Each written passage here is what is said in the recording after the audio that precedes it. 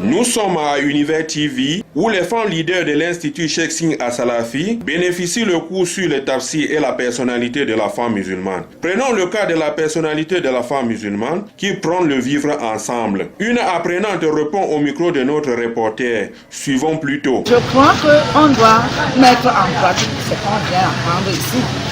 Quand on nous dit que le premier ami d'une épouse doit être son époux, il doit même être son complice, son confident.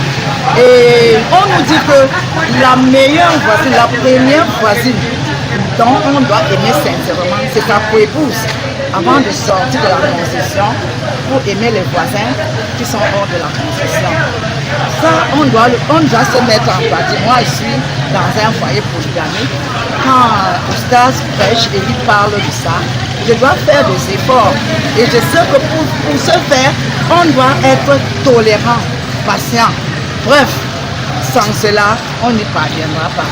Et je prie Allah subhanahu wa ta'ala de nous accorder la facilité de faire cette pratique. Tous les jeudis de 8h à 10h, la salle de rédaction de la chaîne leader dans le département du Noun est engouffrée de femmes venant des horizons divers pour la recherche du savoir. L'éminent Cheikh Sangou Mama Awelou dit pourquoi choisir la personnalité de la femme musulmane. Au nom d'Allah, louange à Allah, salut et bénédictions sur le sceau de la prophétie Mohammed, sa famille, ses compagnons et tous ceux qui l'ont suivi dans le bien jusqu'au jour de la résurrection, suite à quoi l'Institut Cheikh Singh Assalafi s'est donné entre autres objectifs de former les femmes afin qu'ils puissent avoir une forte personnalité d'après l'islam tiré du Coran et de la Sunna, car en réalité tout ce que Allah nous a prescrit comme acte dogmatique d'adoration devront produire des fruits, c'est-à-dire des comportements.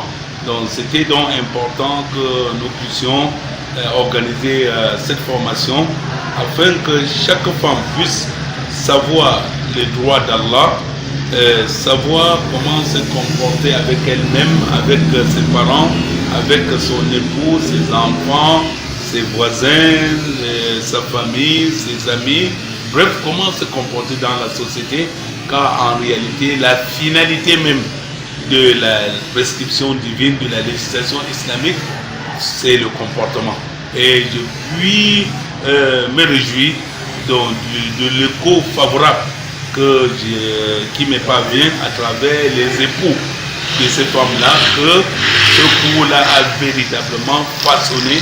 Donc ces femmes-là a véritablement changé ces femmes-là des mauvais comportements aux meilleurs comportements avec leurs époux et avec leur coépouse et dans la société en général. C'est ainsi qu'il ne faut pas baisser les bras sur le domaine d'apprentissage, car apprendre avant de pratiquer est la meilleure piste de solution.